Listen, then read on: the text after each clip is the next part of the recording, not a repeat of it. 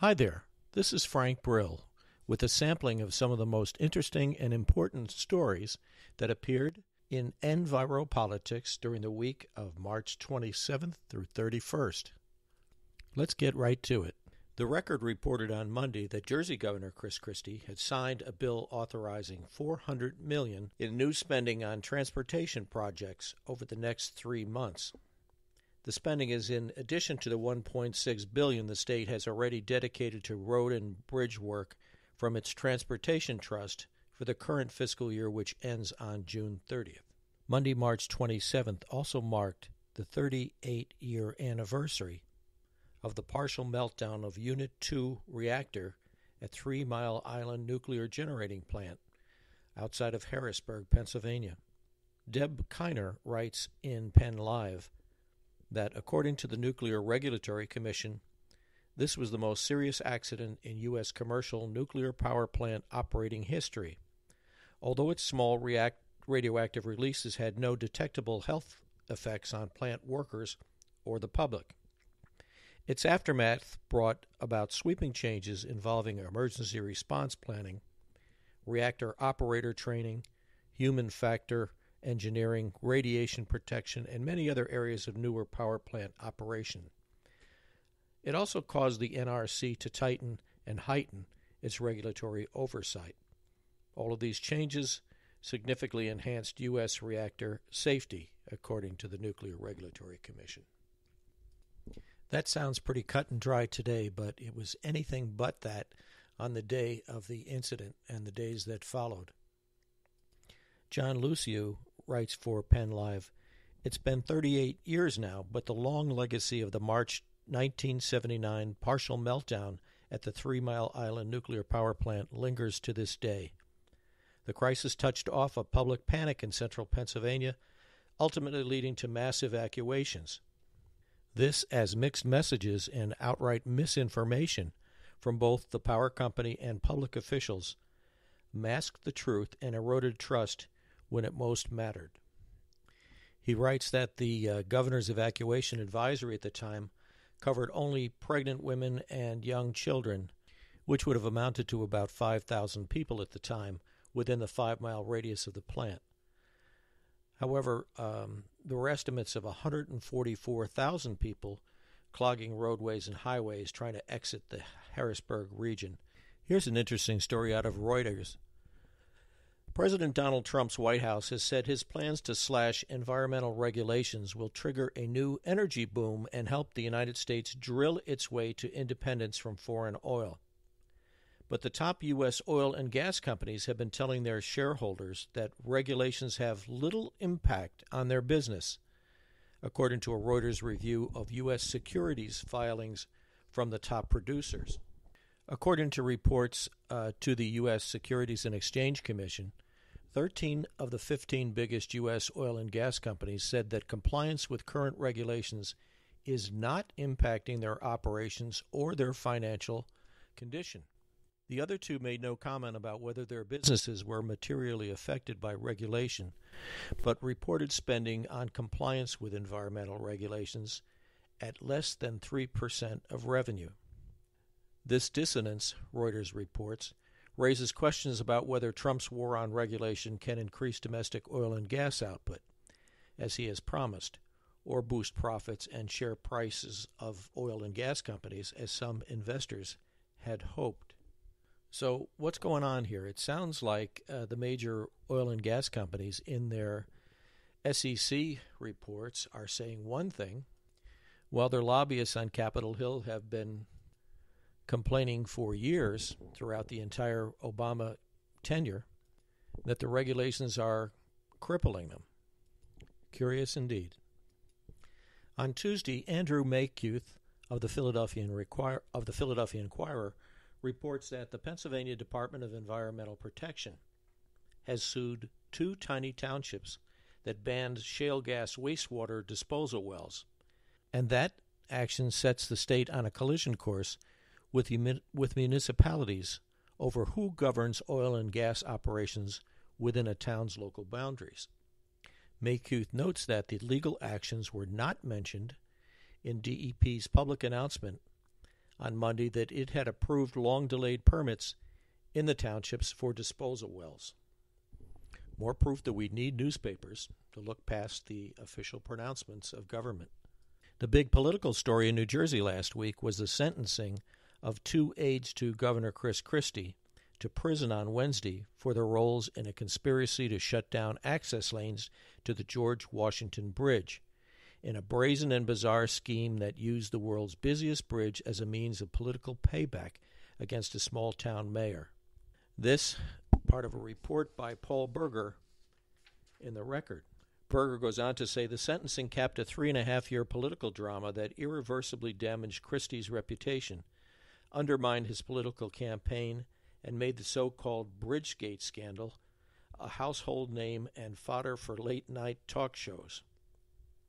For Bridget Ann Kelly, former Deputy Chief of Staff to Christie, and Bill Baroni, Christie's former Deputy Executive Director at the Port Authority of New York and New Jersey, the scandal was much costlier. Baroni was sentenced to 2 years in prison and Kelly to 18 months for their roles in the conspiracy, infamously and concisely captured in an 8-word email from Kelly that read, "Time for some traffic problems in Fort Lee." Back to shale gas news in Pennsylvania.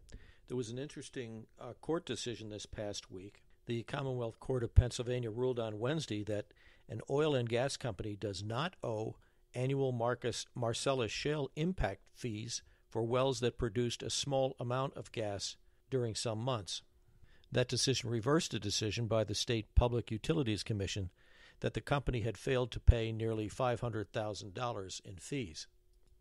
Laura Legere, Legere, reports for the Pittsburgh Post-Gazette that the court sided 5-2 with Snyder Brothers and the Pennsylvania Independent Oil and Gas Association. Does not owe the fees on the 24 wells that produced less than 90,000 cubic feet of gas per day during at least one month of the year in 2011 and 2012. Impact fees are not levied on so-called stripper wells, which state law defines as unconventional gas wells, quote, incapable of producing more than 90,000 cubic feet of gas per day during any calendar month, end of quote. The PUC said the law meant Snyder Brothers owed the fees on wells that produced more than the threshold amount of gas during at least 1 month of the year. The judges, however, disagreed. And what do you know? The South Jersey gas pipeline is headed back to litigation. On March 29, Tom Johnson reports for NJ Spotlight. The Pinelands Preservation Alliance yesterday filed an appeal in the appellate division challenging the approval of the 22-mile project through the Pinelands. In a meeting last month, the Pinelands Commission approved the project, which will supply natural gas to the B.L. England power plant in Beasley's Point. That approval came at a packed public meeting in Cherry Hill over the protests of hundreds of Pinelands advocates and activists. Johnson continues, the project, tied up in litigation and disputes for the past 6 years, would cross 10 miles of forest through the Pinelands, a 1 million-acre preserve set aside more than 4 decades ago. Opponents said it violates the agency's comprehensive management plan. Despite the ongoing controversy, the Christie administration has steadfastly backed the project, which would allow the power plant to convert from coal to cleaner-burning natural gas. And from the News Journal in the state of Delaware, this story. Headline, Delaware may have lost again in Trump's energy plan. Over the past decade, Delaware's power generators shifted energy production from coal to cleaner-burning natural gas, spent millions of dollars to upgrade existing facilities, and shut down the biggest polluting smokestacks, all to meet air quality guidelines and reduce carbon dioxide emissions. But under a new Trump administration executive order, which the president says will make the country energy independent, states that did not push for the same upgrades may not need to work toward a similar production reduction goal. It's a battle that Delaware environmental regulators have been pushing over the last year to get neighboring states that have large coal-fired power plants to meet the same air quality standards that Delaware must. Much of the state's problem with ozone pollution, for instance, comes from larger power plants and crowded highways beyond the state's borders. Delaware, on the losing end of the battle for years, may have lost another round. Don't worry, Delaware, we're making America great again. Here's a story that's a little hard to believe. This one from Wallace McKelvey of Penn Live. This week marked the end of a provision in Pennsylvania law that requires public water systems to be notified of nearby gas drilling spills that threaten drinking supplies. Yes, you heard it right.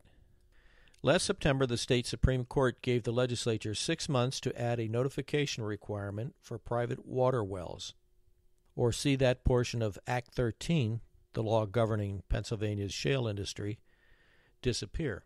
To date, McKelvey writes, nothing has been done.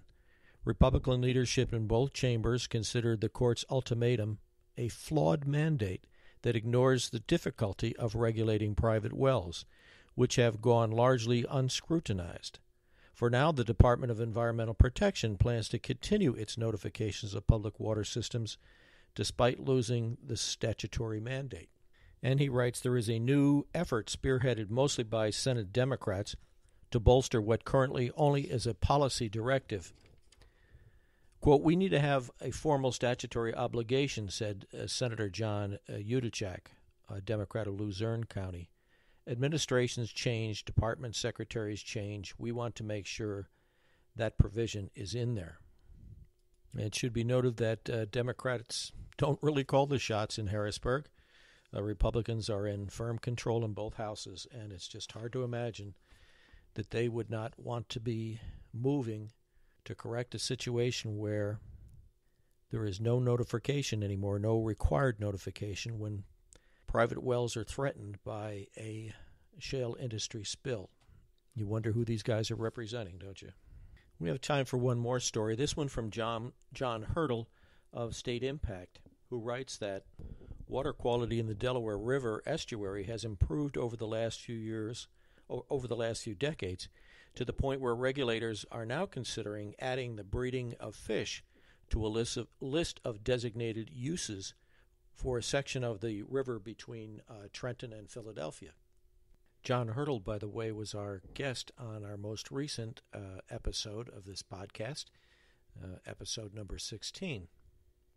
He spoke with us about groundwater contamination from Fort Dix in New Jersey, which has migrated off-site into the Rancocas Creek and threatens private wells downstream of the Army base. Environmentalists also are concerned that the contamination could eventually reach the Delaware River in the vicinity of Philadelphia's water treatment intake pipes. You might want to go back and give that episode a listen.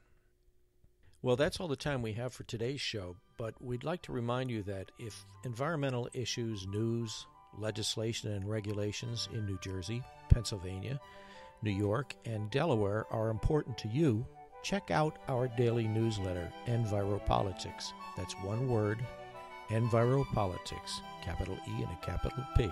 You can receive the newsletter free for 30 days. You'll find us at www.enviropolitics.com. Also check out our EnviroPolitics blog. Just Google it. Or our Enviro Events Calendar. Just Google Enviro-Events Calendar. Thanks for listening and for reading. We'll see you the next time.